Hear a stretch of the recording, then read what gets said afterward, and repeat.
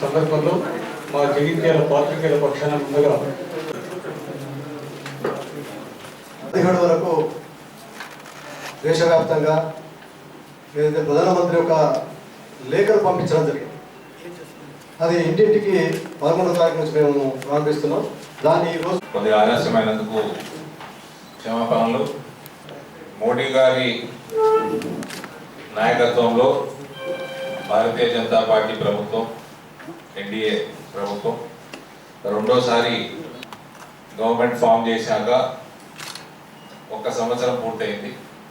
ఈ సంవత్సరం ఎంత క్రిటికల్గా ఉండేనో, ఎటువంటి సమస్యలు మనం ఎదుర్కొంటా ఉన్నామో ఇంకా ఇవన్నీ కూడా మనకు తెలిసినవే. అయితే ఇటువంటి క్లిష్ట సమయంలో ఏ రకంగా ప్రపంచంలోని అతిపెద్ద డెమోక్రసీని, ఇటువంటి మహమ్మారిని ఎదుర్కొంటూ ప్రపంచ స్థాయిలోనే ప్రతి దేశం యొక్క రాష్ట్రపతి కానీ ప్రధానమంత్రి కానీ భారతదేశం వైపు చూసేటట్టు దిశానిర్దేశం కోసము భారత ప్రధాని నరేంద్ర మోదీ గారి వైపు చూడటం ఇవాళ ప్రతి ఒక్క భారతీయుడికి గర్వకారణం. ఒక నాయకుని లక్షణాలు ఇటువంటి క్లిష్ట పరిస్థితిలోనే మనకు తెలుస్తూ ఉంటాయి. ఇవాళ నిజంగా కూడా మోడీ గారి వైపు అమెరికా లాంటి దేశం యొక్క రాష్ట్రపతి కూడా మన హెల్ప్ అడిగి మందుల కోసం కానీ ఏ రకంగా హ్యాండిల్ చేస్తున్నారో వాటి విషయంలో కానీ మోడీ గారి ముందు చూపు, ఆయన నాయకత్వం, ఆయన ఒక పిలుపిస్తే ఇవాళ 130 కోట్ల భారతీయులు మొత్తం కోఆపరేట్ చేస్తున్నారంటే ప్రతి భారతీయుడికి ధన్యవాదాలు తెలియజేస్తూ, దీనికి మోడీ గారి ఇన్స్పైరింగ్ లీడర్షిప్ నిదర్శనం. దీనికి ఇంత యూనిటీ మనం 70 సంవత్సరాల ఇండిపెండెంట్ ఇండియాలో ఎప్పుడూ చూడలేం. ఏ నాయకుడు కూడా ఒక పిలుపునిస్తే మొత్తం దేశవ్యాప్తంగా అందరూ కూడా దాన్ని పాటించి ఇవాళ ఈ కరోనా మహమ్మారిని పోట్లాడుకుంటూ ఇనీషియల్ స్టేజెస్లో మనము we were not prepared for such large cases obviously. ఇవాళ ఈ 2 months లో మనము PPE కిట్లు రోజుకి 2 లక్షల PPE కిట్లు మనం ఇవాళ మ్యానుఫ్యాక్చర్ చేసుకుంటున్నాము. అసలు PPE కిట్లు మ్యానుఫ్యాక్చరింగ్ లేకుండా ఇండియాలో వితిన్ 45 days మనం సెల్ఫ్ సఫిషియెంట్ అయ్యి మాస్కులు కానీ, PPE కిట్లు కానీ, వెంటిలేటర్స్ కానీ ఈ ఇనీషియల్ 2 months ఏ రకంగా అయితే మోడీ గారు హ్యాండిల్ చేసి ఇన్ఫ్రాస్ట్రక్చర్ పెంచుకున్నారు, this is something extraordinary, very well planned. Hats off to him and we are all lucky to have a leader, a person like him as Prime Minister of this country, especially during this crisis period. ఏమున్నా ఫైనల్గా Bharatiya Janata party కార్యకర్తలం. మా ప్రభుత్వం చేసిన కార్యకలాపాలు, achievements గత సంవత్సరంలో ప్రజల దృష్టికి తీసుకెళ్ళడానికి మీ సహకారం కోరక తప్పదు. అందుకోసమే ఈ మీడియా సమావేశాన్ని ఏర్పాటు చేయడం జరిగింది. ఇక్కడ వచ్చిన ప్రతి మీడియా మిత్రుడికి నేను ధన్యవాదాలు తెలియజేస్తూ ఆత్మనిర్భర్ భారత్ అభియాన్లో కొన్ని అంశాలు ఫస్ట్ ఇయర్ ఆఫ్ మోడీ 2 గవర్నమెంట్లో అచీవ్మెంట్స్, దీని విషయాలు మీతో షేర్ చేసుకోవడం జరుగుతూ ఉంది. జన్ధన్ ఖాతాలు గల మహిళలకు 20 కోట్లు ఒక్కొక్కరికి 1500 చొప్పున 30,000 crores వాళ్ళ అకౌంట్స్ లో ట్రాన్స్ఫర్ చేయడం జరిగింది. About 20 crore Jan Dhan account holders all women వాళ్ళకి 1500 చొప్పున 30,000 కోట్లు ట్రాన్స్ఫర్ చేయడం జరిగింది. ఉజ్వల పథకం కింద లబ్ధి పొందిన సుమారు 9 కోట్ల మంది మహిళలకు ఉచిత సిలిండర్లు 3 నెలల పాటు. దీని ఖర్చు 16,800 కోట్లు. ప్రతి రేషన్ కార్డుపై 5 కిలోల బియ్యం లేదా గోధుమలు, 1 కిలో పప్పు అదనంగా. దీని ఖర్చు ఫ్రీ ఆఫ్ కాస్ట్ ఇస్తా ఉన్నారు. దీని ఖర్చు 24,000 crores. పేద వితంతువులు, దివ్యాంగులు, సీనియర్ సిటిజన్స్ 1000 రూపీస్ చొప్పున వీళ్ళందరికీ ట్రాన్స్ఫర్ చేసిన అమౌంట్ 3,000 crores. ఉపాధి హామీ కూలీని రూపాయలు 182 నుంచి 202కు పెంచుకుంటూ దాని ఖర్చు 47,066 కోట్లు. పట్టణాల్లో ఉన్న పేద ప్రజలకు ఆహారం, ఆశ్రయం కోసం 11,002 crores, 11,002 కోట్లు. తాము ఉంటున్న రాష్ట్రంలో రేషన్ కార్డు లేని వలసదారులకి ప్రతి వ్యక్తికి నెలకు 5 కిలోల ధాన్యం, కుటుంబానికి 1 కిలో కందిపప్పు 2 నెలలు రూపాయలు 3,500 కోట్లతో ఇవ్వబడతా ఉంది. ఈ 2 స్కీమ్స్ లో తెలంగాణకి వచ్చింది కార్డ్లెస్ పూర్ మైగ్రెంట్స్. మన తెలంగాణకు వచ్చింది 599 కోట్లు వీళ్ళని చూసుకోమని. కానీ మైగ్రెంట్స్ ని, ఇతర రాష్ట్రాల నుంచి వచ్చిన వలసదారుల్ని ఇక్కడ చూసుకున్న దాఖలాలు, వాళ్ళకు భోజనం పెట్టిన దాఖలాలు మన రాష్ట్రంలో లేవు. ఈ డబ్బు ఎక్కడ పోయింది అని అందరూ అడగచ్చు. ఏప్రిల్ 1st వీక్ లో ఈ డబ్బు వచ్చింది, ఫస్ట్ ఇన్స్టాల్మెంట్. ఈ డబ్బు మొత్తం కేసీఆర్ గారు తను వాగ్దానం చేసిన 1,500 రూపాయలు కార్డ్ హోల్డర్స్ కి ఏదైతే ఆయన ఇస్తా అన్నాడో దానికి ట్రాన్స్ఫర్ చేసి, గిరిజనులకి అటవీ యాజమాన్యం, వన్యప్రాణులు రక్షణ సంబంధిత కార్యక్రమాల్లో ఉపాధి కల్పించడం కోసం రూపాయలు 6,000 crores. స్ట్రీట్ వెండర్స్ కు ఒక్కొక్కరికి వర్కింగ్ క్యాపిటల్ గా 10,000 రూపీస్, దానికైన ఖర్చు 5,000 crores. పిఎం కిసాన్ సమ్మాన్ నిధి కింద తొలి విడత చెల్లించింది 18,700 కోట్లు. పంట బీమా పథకం కింద రైతులకు చెల్లించిన బీమా 6,400 కోట్లు. మన రాష్ట్రంలో ఇది కూడా, ఈ స్కీమ్ కూడా సరిగ్గా ఇంప్లిమెంట్ చేయబడదు. Lack of cooperation from state infrastructure. 2.5 crores ప్రజలకి, రైతులకు కొత్త కిసాన్ 2.5 crores, 2.5 కోట్ల రైతులకి కొత్త కిసాన్ క్రెడిట్ కార్డులు, దాని ద్వారా ఇచ్చిన రుణాలు 2 లక్షల కోట్లు. మత్స్యరంగం అభివృద్ధి కోసం 20,000 కోట్లు. పశువులు, గేదెలు, గొర్రెలు, మేకలు, పందులకి టీకాల కోసం 13,343 కోట్లు. కనీస మద్దతు ధరకు పంట కొనుగోలు చేయడానికి 74,300 crores. ఆరోగ్య కార్యకర్తలకు రూపాయలు 50 లక్షల బీమా సదుపాయం. ఇప్పటికే 51 లక్షల PPE కిట్లు, 87 లక్షల N95 మాస్కులు, 11.808 కోట్ల హైడ్రోక్లోరోక్విన్ టాబ్లెట్లు సరఫరా చేయడం జరిగింది, 11.08 crores.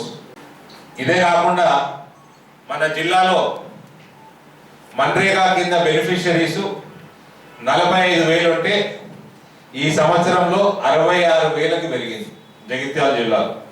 ఇవాళ ఈ సమావేశం తర్వాత లీడ్ బ్యాంక్ మేనేజర్ కూడా కలవడం జరుగుతూ ఉంది. జగిత్యాల జిల్లాలో డీటెయిల్స్, ముద్రా లోన్ డీటెయిల్స్, ఇవన్నీ ఎంతవరకు డిస్బర్స్ అయ్యాయి, ఏ స్కీమ్ కింద ఎంత అయినాయి, ఇవన్నీ కూడా డీటెయిల్స్ మేము తీసుకోవడం జరుగుతుంది. నిజామాబాద్ జిల్లాలో 39,015 లోన్స్ డిస్బర్స్ అయినాయి ముద్ర కింద. అందులో 3 రకాలు ఉంటాయి. అన్ని కలిపి 39,015 with an amount of 630 crores Nizamabad జిల్లాలో డిస్బర్స్ అవడం జరిగింది. ఇవన్నీ ఉద్యోగాలు లేని వాళ్ళకు ఉపాధి కల్పించడం. This has nothing to do with state government. అదే కాకుండా సుమారు 5,000 మందికి పైగా స్కిల్ డెవలప్మెంట్ ట్రైనింగ్ ద్వారా ప్లేస్మెంట్స్ దొరికినాయి. So this is just Nizamabad. జగిత్యాల్లో నేను ఇవాళ డీటెయిల్స్ అని తీసుకొని I will release a press note very soon. So మన తెలంగాణ ఏర్పడ్డాక 6 సంవత్సరాలలో 6.5 సంవత్సరాలు దాదాపు 6.5 సంవత్సరాలలో తెలంగాణ రాష్ట్ర ప్రభుత్వం ఇచ్చిన ఉద్యోగాలు 29,000, 29,000. కేవలం నిజామాబాద్ జిల్లాలో 39,000 మందికి మనం లోన్స్ డిస్బర్స్ చేస్తాం బిజినెస్లు పెట్టుకుంటారు. అంటే you can just imagine a రకంగా మోదీ గారి ప్రభుత్వం ఆయన స్కీమ్స్ పెనట్రేట్ అవుతా ఉన్నాయో ప్రజల మధ్యలో. ఇక 17th లోక్సభ మన దేశాన్ని రీడిఫైన్ చేస్తా ఉంది.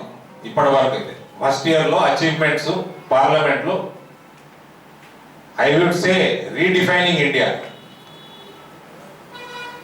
ట్రిపుల్ తలాక్ బిల్ పాస్ అవ్వడం, 2017లో భారత ఉన్నత న్యాయస్థానం సుప్రీంకోర్టు ముస్లిం మహిళల సెల్ఫ్ రెస్పెక్ట్ కోసము కొత్త లా తీసుకురావాలని వాళ్ళు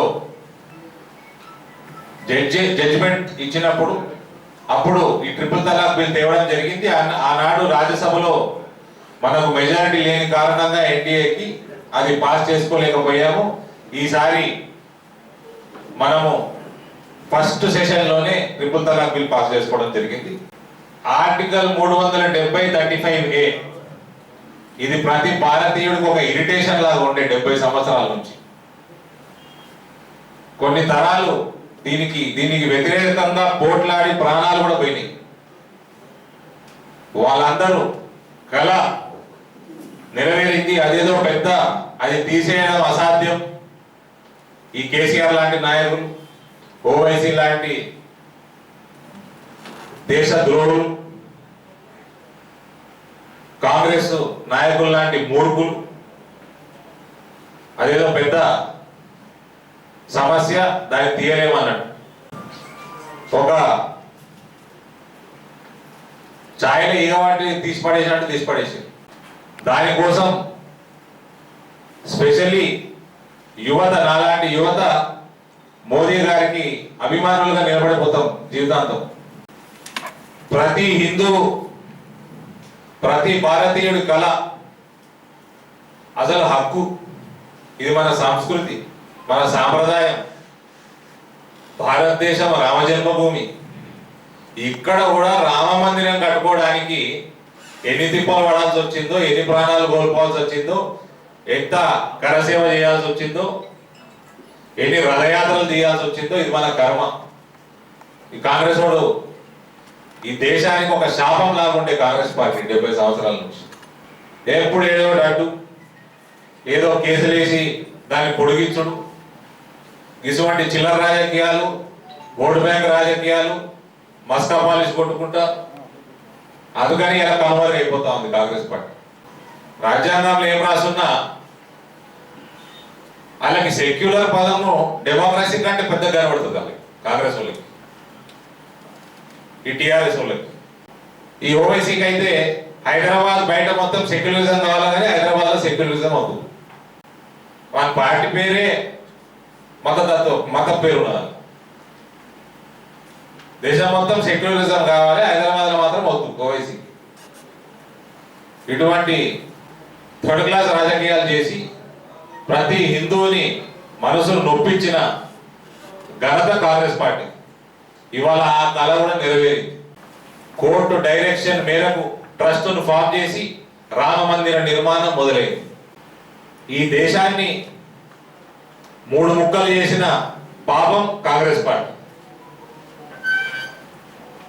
ఆ 3 ముక్కలు చేసి కూడా, ఆ పాపం చేసి కూడా హిందువులకి న్యాయం చేయలేకపోయింది.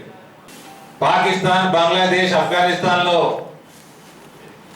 ఇబ్బందులు పడుతున్న హిందువులకి, మత మార్పిడికి గురైతున్న హిందువులకి, మత మార్పిడి కోసం మర్డర్లు, మానభంగాలకి గురైతున్న హిందువులకి ఇవాళ మోడీ గారు శ్రీరామ రక్షలాగా వచ్చింది. సిటిజన్షిప్ అమెండ్మెంట్ యాక్ట్ తీసుకురావడం జరిగింది. దాని మీద కూడా ఈ చిల్లర ముఖ్యమంత్రులు కేసీఆర్ లాంటి ముఖ్యమంత్రులు దాని మీద కూడా రాజకీయాలు చేయడం జరుగుతాం. ఓవైసీ అడ్డు పెట్టుకొని పనికి వాళ్ళ ప్రోగ్రామ్స్, ర్యాలీలు ఎంత నానా తతంగం చేసిండ్రో ఈ కరోనా రాకంటే ముందు మనందరికి తెలిసిన విషయమే. CAA is another mile stone in Modi to government. ఇంకోటి వాటర్ ట్రిబ్యునల్స్ అసలు కొట్లాడుతూనే ఉంటారు. రాష్ట్రాలు ఒక రాష్ట్రం ఇంకో రాష్ట్రంతో నడుస్తూనే ఉంటాయి. దశాబ్దాల కొద్దీ, జీవితాల కొద్దీ సాల్వ్ మాత్రం కావు. ఇటువంటి ఇంటర్ స్టేట్ నీళ్ళ కోసం ఏదైతే ఇష్యూస్ ఉన్నాయో ఇవన్నిటికి కూడా 3 సంవత్సరాల పరిమితిని ఏర్పాటు చేసి 3 years లోపల ఇటువంటి ప్రాబ్లమ్స్ అన్ని సాల్వ్ చేయాలన్నది ఈ యాక్ట్ తీసుకురావడం. ఇవి highlights of Modi to government first year. ఇది కాకుండా గత సంవత్సరంలో ప్రజాహిత చట్టాలు అనేకం అమలయ్యాయి. ఉత్పాదకత విషయంలో మన పార్లమెంటు దశాబ్దాల రికార్డును బద్దలు కొట్టింది. ఫలితంగా వినియోగదారుల రక్షణ చట్టం, చిట్ ఫండ్ చట్టానికి సవరణ, మహిళలు, పిల్లలు మరియు దివ్యాంగులకు మరింత రక్షణ కల్పించే చట్టాలు పార్లమెంట్లో వేగంగా ఆమోదం పొందాయి. యాంటీ నేషనల్ యాక్టివిటీస్ మీద కూడా, యాంటీ టెర్రరిస్ట్ యాక్టివిటీస్ మీద కూడా యాక్ట్ని బలోపేతం చేయడం జరిగింది. ఇటువంటి స్ట్రింజెంట్ మెజర్స్ తీసుకుంటున్నారు కాబట్టి యూపీఏ 1, యూపీఏ 2లో మనం 27 సీరియల్ బాంబ్ బ్లాస్టులు చూసినాం దేశంలో, out side Kashmir, throughout the country. 1100 భారతీయుల ప్రాణాలు పోయినాయి, అమాయకుల ప్రాణాలు ఈ సీరియల్ బాంబ్ బ్లాస్ట్. ఇది కేవలం సీరియల్ బాంబ్ బ్లాస్ట్, టెర్రరిస్ట్ అటాక్లు కావు. ఇవాళ గత 6 సంవత్సరాల నుంచి ఒక్క సీరియల్ బాంబ్ బ్లాస్ట్ లేదు. ఇవాళ కశ్మీరు భారత అంతర్భాగం అయిపోయింది. కశ్మీరులో టెర్రరిస్ట్ యాక్టివిటీ టోటల్ గా కంట్రోల్లోకి వచ్చింది, డిమినిష్ అవుతా ఉంది. అతి త్వరలో అక్కడ టెర్రరిజం అన్నది నామరూపాలు లేకుండా పోతుంది. పాకిస్తాన్ తోటి కానీ, చైనా తోటి కానీ ఏ రకంగా డీల్ చేసినారో ఇష్యూస్ వచ్చినప్పుడు ఏ మూడో దేశం ఇన్వాల్వ్మెంట్ లేకుండా డైరెక్ట్ గా సాల్వ్ చేసుకోగలిగినాము. ఒక పవర్ఫుల్ నేషన్ గా ప్రపంచానికి ఒక మెసేజ్ పంపించగలిగినాము. ఇది కేవలం మోడీ గారి నాయకత్వం వల్లే సాధ్యమైంది. 3 కోట్ల రైతులకి సుమారు 4.22 లక్షల రుణాలు ఏవైతే వాళ్ళ మీద ఉన్నాయో అవి 3 months కరోనా వల్ల 3 months డిఫర్ చేయడం జరిగింది ఆ లోన్ రీపేమెంట్స్. ఇవాళ అగ్రికల్చర్ లో రైతులకి మంచి గిట్టుబాటు ధర రావాలని మార్కెట్ ని పూర్తిగా ఓపెన్ చేయడం జరిగింది. కార్పొరేట్ సెక్టర్ ని పొలం కాడికి టైఅప్ చేసుకోవడానికి ఆహ్వానం పలుకుతుంది ఈ కొత్త ఆర్డినెన్స్. ఇటువంటి పాలసీ చేంజెస్ తోటి రైతుల పంటకి కూడా బెటర్ ప్రైస్ దక్కే అవకాశాలు ఉన్నాయి, వాళ్ళ ఇన్ఫ్రాస్ట్రక్చర్ పెరిగే అవకాశాలు ఉన్నాయి. మోడర్న్ ఫార్మింగ్ దిశగా భారతదేశం యొక్క రైతు ముందుకెళ్లే అవకాశాలు ఉన్నాయి. ఇటువంటివి అన్ని కూడా కొన్ని దశాబ్దాల ముందే అవ్వాల్సిన అవసరం ఉండే. ఇది మోడీ గారు కేవలం ఒక టర్మ్ 6 సంవత్సరాల కాలంలో ఇటువంటి మేజర్ పాలసీ డెసిషన్స్ అన్ని రంగాలలో కూడా తీసుకురావడం. ఇది కేవలం ఒక పేద స్థాయి నుంచి పేదరికం చూసిన వ్యక్తి, తన జీవితాన్ని దేశం కోసం అంకితం చేసిన వ్యక్తి, రోజుకి 16 నుంచి 18 గంటలు పనిచేసే వ్యక్తి, no other interest then national interest, అటువంటి యాటిట్యూడ్ క్యారీ చేసే వ్యక్తి ఆయనతోటి సాధ్యం. 2 నెలలు, కేవలం 2 నెలలలో 1 April నుంచి 30th May 2020 April and May, sorry March and April, first March to 30th April, March and April కేవలం 2 నెలలలో 63 లక్షల రైతు రుణాలు ఇచ్చి 86,600 కోట్లు ఇవ్వడం జరిగింది. కాబట్టి in all fronts, right from agriculture, the way we are handling corona crisis, national security, international relations, అనేక రంగాలలో మేజర్ పాలసీ చేంజెస్, 70 సంవత్సరాల నుంచి పెండింగ్ పడుతున్న ఇష్యూస్ ఏవైతే ఉన్నాయో అటువంటివి కాన్స్టిట్యూషన్ అమెండ్మెంట్స్ అయినా సరే, కొత్త బిల్స్ అయినా సరే, అనేక రంగాల్లో కూడా అతి వేగంగా మోదీ గారి ప్రభుత్వం ఈ 1 ఇయర్లో ముందుకు సాగింది. దయచేసి మీడియా మిత్రులకి నేను చేతులు జోడించి కోరేది, ప్రతి ఇంటికి ఇది వెళ్ళేటట్టు భారతీయ జనతా పార్టీకి కొంచెం సహకరించండి. మోదీ గారి స్కీమ్స్ ప్రజలకు ఎంత అవేర్నెస్ వస్తే అంత బెనిఫిట్ వాళ్ళు పొందుతారు. మీ అందరికీ మరోసారి చేతులు జోడించి రిక్వెస్ట్ చేస్తా ఉన్నా. I'm keeping my fingers crossed. Ananya అన్న పాప, జగిత్యాలకి సంబంధించిన పాప, I don't want to comment all these days. మన ఫౌండేషన్లో కూడా తీసుకున్నాము, కానీ నా ఐ థింక్ లాస్ట్ 3-4 డేస్ నుంచి ఆమె పాప వెంటిలేటర్ పై నుంచి లేదు. She's on her own, she's improving. But anyhow I would want to declare it once she is totally completely out of risk and out of hospital. We'll all further pray. I know lot of Jagityal important people have called me. మా కృష్ణహరి గారు చేసిండ్రు ఇవాళ, I don't know మన మాజీ municipal chairman కూడా చేసిండ్రు, lady, ఆవిడ పేరు విజయలక్ష్మి గారు, ఇంకా వేరే నాయకులు, మీడియా మిత్రులు చేసిండ్రు. I think she is very close to Jagtial on the whole. వాళ్ళ ఫాదర్ గురించి మంచిగా చెప్తా ఉన్నారు అందరూ. సరే, anyhow God was great till now. Let's all pray for a few more days.